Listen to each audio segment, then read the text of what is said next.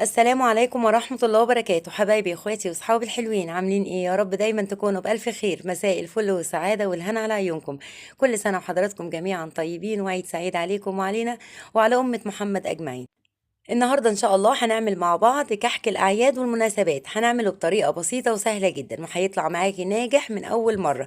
الكحك بتاعي دايب كده من جوه بجد في منتهى الجمال، والطريقة بتاعته مفيش أسهل وأبسط منها. من سهولته هتعمليه على طول وهتخليه في بيتك، هينفع معاكي في الفطار وكمان في العشاء. تعالوا كده واحدة واحدة نسمي الله ونشوف الطريقة بتاعتي عبارة عن ايه. بس قبل أي حاجة نسمي ونصلي على سيدنا محمد عليه أفضل الصلاة والسلام. وما تنسيش الفيديو لو عجبك اللايك الحلو بتاعكم والاشتراك في القناة وتفعيل الجرس عشان يوصلك كل فيديوهاتي أول بأول.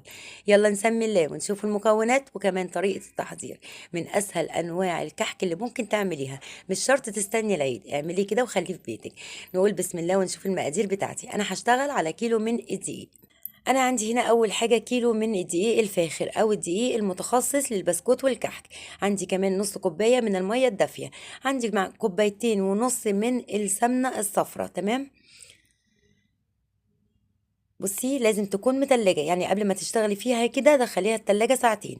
عندي معلقتين كبار كده من السمسم. عندي كمان نص معلقة من البيكنج باودر ومعلقة ممسوحة من المحلب، لو مش متواجد ممكن تستغني عنه. عندي معلقة كبيرة هرمية من النشا. عندي معلقتين كبار هرميين من السكر البودر. هحتاج لربع معلقة أو نص معلقة كده ممسوحة من الخميرة. هي دي مكونات الكحك بتاعي. أنا هسيب لك كل المكونات والمقادير في صندوق الوصف.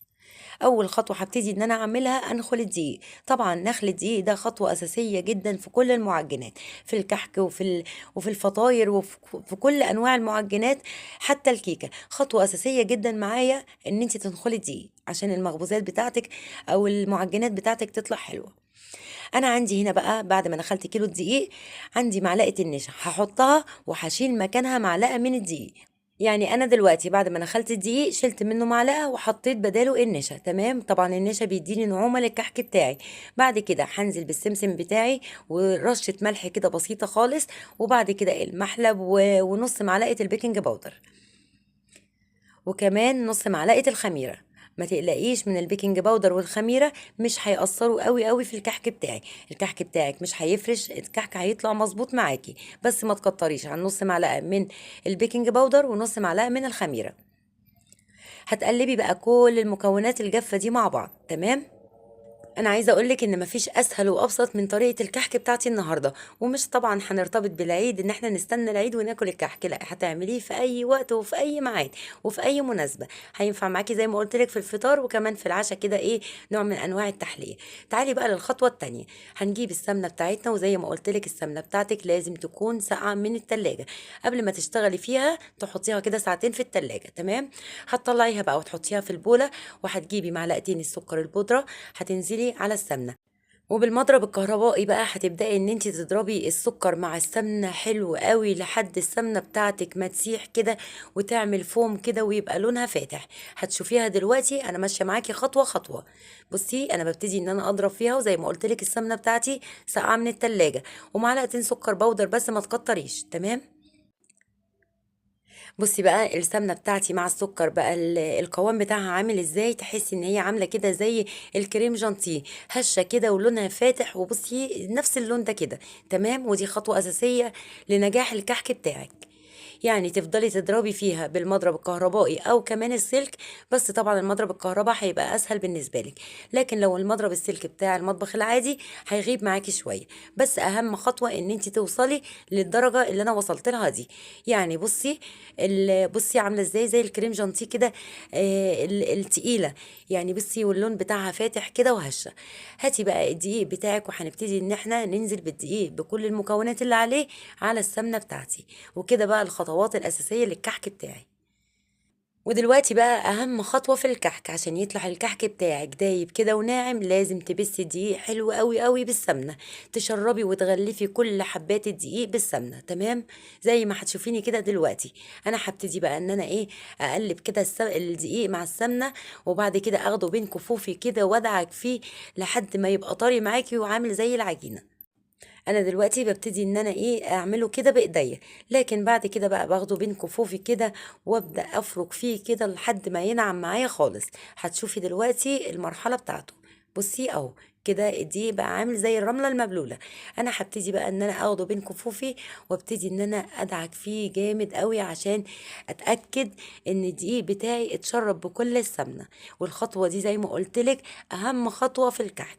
يعني بصي المقادير بتاعتي مظبوطه، وكمان الخطوات بتاعتي دي امشي عليها هيطلع معاكي احلى واجمل كحك ناعم ودايب كده ذوبان. بصي انا باخده بين كفوفي ازاي اهو، يعني باخده في ايديا كده وافضل ادعك فيه، باخد حته حته. يعني تصبري عليه شويه وتديله حقه كده في البس بتاعه عشان يطلع الكحك ناجح معاكي ودايب وناعم. انا عايزه اقولك ان الفيديو ده مش جديد. طبعا الفيديو ده انا كنت مصوراه في رمضان، بس نزلت كذا طريقه للكحك، الكحك الساده والكحك المحشي. بس بصراحه لقيته على التليفون ما قدرتش ان انا ايه امسحه، قلت لازم برضو انزله لكم. بصي بقى الدقيق بتاعي بقى عامل ازاي، عامل زي العجينه، ناعم، عامل زي بالظبط عجينه الغريبه، ناعم مش مستحمل. بصي انا طبعا باخد حته كده بايديا بكورها واختبرها. بصي مش مشققه ولا اي حاجه. بصي العجينه ناعمه معايا ازاي. بصي انا بكورها كده بين ايديا واحط صبعي فيها، بصي مش مشققه ولا اي حاجه. دلوقتي بقى هنزل بنص كوباية المية بتاعتي، وما تحاوليش ان انت تكتري في مقدار المية عشان الكحك بتاعك ما ينشفش. كل ما هتكتري في المية وهتعجنيه جامد الكحك بتاعك هينشف كده ويعضم معاكي. لا انت لمجرد ما تنزلي بنص كوباية المية واحدة واحدة وتقلبي كده العجينة. يعني بصي انت بتشربيها بس بالمية، يعني انا مش بعجنها تاني، لا انا بشربها بس بالمية. بصي بتقلبيها كده تقليب بايديكي، اوعي تعجنيها جامد عشان الكحك بتاعك ما ينشفش. وطبعا بعد ما تنزلي بالميه قوام العجينه هيتغير خالص، هيبقى يعني انت شفتي الاول القوام بتاعها كان ناعم ازاي وابيض، دلوقتي لما نزلت بالميه بصي لون العجينه اتغير والقوام بتاعها بقى ايه، يعني خشن شويه. تمام. هاخدها برضو بين ايديا واكورها كده وابتدي ان انا ايه اختبرها واشكلها. لو لقيتيها مشققه هتزودي لها يعني ايه معلقتين معلقتين كده بالميه. بس زي ما قلت لك حاولي ان انت ما تكتريش الميه خالص، هي نص كوبايه ما تزوديش عنها. تعالي بقى نبتدي نشكل الكحك بتاعك. انت هتاخدي قطعه كده وهتحطيها بين ايديكي كده تكوريها وتنعميها، لازم الخطوه دي عشان الكحكه بتاعتك تبقى ناعمه. وهتبتدي ان انت تضغطي عليها ضغطه بسيطه خالص، وهتشكليها بالبصامه او بقى بالمنقاش، يعني على حسب راحتك. بس طبعا البصامه بتبقى اسهل واسرع في التشكيل. بصي انا باخد قطعه صغيره والينها كده بايديا، وببتدي ان انا اكورها بين كفوف ايديا وبططها تبطيطه بسيطه خالص، وابتدي ان انا انزل ايه بالبصامه كده اديها الشكل بس عشان تبقى الكحكه بتاعتي كده منقوشه. طبعا الطريقة مفيش أسهل وأبسط منها، والله العظيم ثلاثة. يعني لو مش بتعرفي تعملي الكحك وعمرك ما عملتيه هتجربي الطريقة دي هيطلع ناجح معاكي ودايب. بجد من أحلى وأجمل أنواع الكحك اللي انت ممكن تعمليها. طريقة بسيطة وسهلة جدا وعلى البارد، مش بقى ان انت تضطري ان انت آه، تدحي السمنه ولا حاجه. لا طبعا الكحك على البارد بيبقى اخف بكتير من الكحك اللي هو ايه بالسمنه المقدوحه. طبعا بالسمنه المقدوحه برضو بيبقى حلو، يعني انا بعمل الطريقتين صراحه، بس كده بيبقى ايه خفيف في الاكل شويه. بصي انا عملت معاكي كذا واحده اهو، بصي ان العجينه بتنعم معايا ازاي في ايديا وما فيهاش ولا تشقق. يعني انا الكحكايه بتاعتي مش مشققه خالص. بصي بلينها كده بين ايديا وبططها كده تبطيطه بسيطه، واحطها بقى ايه، يعني اضغط عليها ضغطه كده بالبصامه. والله ما هياخد معاكي وقت ابدا في التشكيل. انا هنا طبعا خلصت بقى الكميه بتاعتي كلها، كيلو دقيق ما شاء الله عمل لي كميه حلوه قوي قوي من الكحك. انا هدخله الفرن بقى على درجه حراره 200 على الشبكه اللي في النص. لاول ما تحسي ان الكحك بتاعك ابتدى ان هو ياخد لون من تحت، يا اما تشغلي الشوايه عليه، او لو بتحبي اللون بتاعه يبقى ابيض هتطلعيه على طول. اهم حاجه بس ايه، تستني عليه نص ساعه. الكحك عامه بياخد نص ساعه في الفرن. بصي انا حاطه على درجه حراره 200، مش مشغله الشوايه ولا حاجه. لو انتي بتحبي اللون بتاعه يبقى لونه محمر كده من فوق هتشغلي الشوايه بتاعتك، يعني لمجرد دقايق كده ان انتي ايه تخليه بس الوش بتاعه لونه ذهبي. بصي الكحك بتاعتي بقى عامله ازاي، بصي الحجم بتاعه كله واحد. زي ما قلت لك اول ما تحسي ان هو اخد لون من تحت خلاص هتطلعيه، يعني هياخد معاكي نص ساعه في الفرن. بصي بقى الجمال بتاعه عامل ازاي، ومش قادره اوصف لك الريحه طبعا. الكحك غني عن التعريف، ريحته بتبقى طالعه جايبه لاخر الدنيا. بجد من اجمل انواع الكحك اللي انا بستخدمها او اللي انا بعملها. الطريقه دي سهله وبسيطه والله، ما هتاخد وقت معاكي. وزي ما قلت لك، مش لازم ان احنا نرتبط نستنى العيد الصغير عبال ما يجي ونعمل الكحك. اعمليه كده مع كوبايه شاي كده، هينفع معاكي في الفطار وكمان في العشاء. وطبعا الكحك بقى غالي والحلويات دي بقت غالية، لا انت اعمليه بأقل التكاليف في البيت عندك. بصي الشكل بتاعه عامل ازاي. طبعا السكر البودر بقى كده على الوش، وتحاولي ان انت ما ترشيش على الكميه كلها السكر بتاعك. يعني اول باول كده تحطي حبه في الطبق وترشي السكر البودر عليه. بصي جمال الكحك بتاعي دايب ازاي، دايب بمعنى الكلمه.